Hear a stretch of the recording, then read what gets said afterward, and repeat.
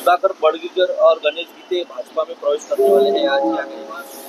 देखिए, पक्ष का जिस प्रकार से विस्तार हो रहा है, जिस प्रकार से संपूर्ण देश में लोग भारतीय जनता पार्टी की तरफ आकर्षित हो रहे, माननीय पंतप्रधान मोदी जी के उससे प्रभावित हो रहे और बड़े संख्या से में संपूर्ण देश में सभी नेता, इतर पक्षों के नेता भाजपा में प्रवेश कर रहे हैं।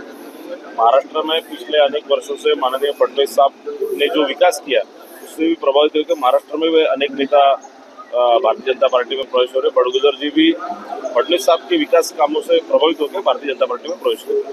विधायक सीमांजलि ने भाजपा की विधायक सीमांजलि ने सोशल मीडिया द्वारा नाराजगी जताई है। एक पक्ष जब भी बढ़ता है तो नए और जब नए लोग पक्ष में आते हैं तो नए और पुराने का कुछ दिन संघर्ष रहता है, पर हमारे पक्ष में इस प्रकार का कोई भी चीज होती नहीं है। और मुझे ऐसा लगता है कि उनको आपस में ये करके सभी ठीक हो जाएगा। आज कैबिनेट बैठक बुलाई है, क्या मुद्दा होगा? आप सब लोगों को बुलाया गया? आज कैबिनेट हमको बुलाया नहीं गया, पर आज कैबिनेट में हर मंगलवार को कैबिनेट होती है और इसमें अनेक राज्यों के विकास कामों के संदर्भ में, अनेक पॉलिसी संदर्भ में सब चर्चा होती है। काय सांगाल दूध संघाच्या निवडणुकी संदर्भात भंडारामध्ये नरेंद्र बोंडेकर तिथले कार्यकर्ते शिवसेनेचे समन्वयक आहेत, त्यांनी थेट नाना पटोले यांच्याशी नाना पटोले काँग्रेसची हातमिळवणी केलेली आहे, कसं बघता याकडे आपण? नाही बघा, ज्या प्रकारे सहकार क्षेत्रामध्ये भारतीय जनता पार्टीने यावेळेस लक्ष देऊन सगळ्या निवडणुकी लढतोय, तर काही लोकांचं पोट दुखणं साहजिक आहे आणि मला असं वाटतं की बोंडेकरी कुठेतरी आता त्यांना काही नवीन पद मिळालं तर काहीतरी परफॉर्म करण्याचे ते प्रयत्न करतात आहे, पण त्यांनी विसरू नये की मागच्या वेळेस ते भारतीय जनता पार्टी आणि प्रफुल्लभाई पटेल यांची राष्ट्रवादी काँग्रेस पार्टीच्याच भरोश्यावर निवडून आले होते आणि ते आमदार झाले होते। आपण जर बघितलं साकोलीमध्ये अनेक शिवसेनेनी भाजपमध्ये प्रवेश केला, मग लातूरातल्या काय कार्यकर्त्यांमध्ये शिवसेनेत प्रवेश केला, सध्या काय भंडारामध्ये प्रवेशावरून शीतयुद्ध सुरू आहे?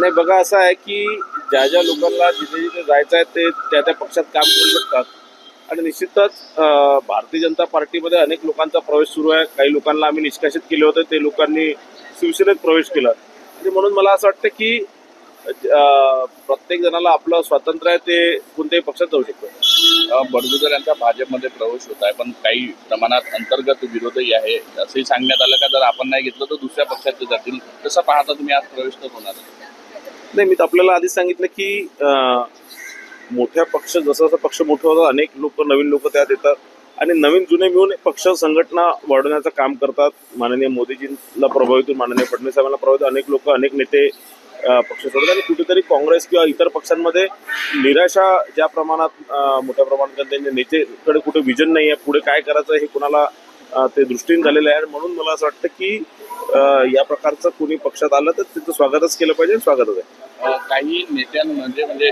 शिंदे गटाच्या नेत्यांमध्ये नाराजी आहे की अजूनही निधी मिळत नाही, त्यावर एकनाथ शिंदेनी आश्वासन दिलं का सगळ्यांना निधी मिळेल अशी माहिती? नाही बघा, असं आहे की सुरुवातीला काही निश्चितच आतापर्यंत अनेक लोक मतदारसंघात निधी दिली नाही, पण ते देणार आहे आणि अनेक मतदारसंघामध्ये कामही सुरू आहेत, जुनेही कामं जे प्रत्येक विधानसभेमध्ये मोठ्या प्रमाणात सुरू आहे आणि यावर्षी नवीन कामांना निधी मिळणार आहे। शिवाजी महाराजांनी पुतळ्याचं पुन्हा उद्घाटन केलं होतं आणि आता पुन्हा तिथे तिथली जमीन आहे तिथं भगदाड पडणार, काय वाटतं पुन्हा कुठेतरी इन्स्टिट्यूटचं दर्जाचं काम करण्यात आलं आहे? मला माहिती नाही, मी माहिती घेतो तुम्हाला सांगतो। लोकशाही मराठी ऐका, पहा, जागरूक रहा।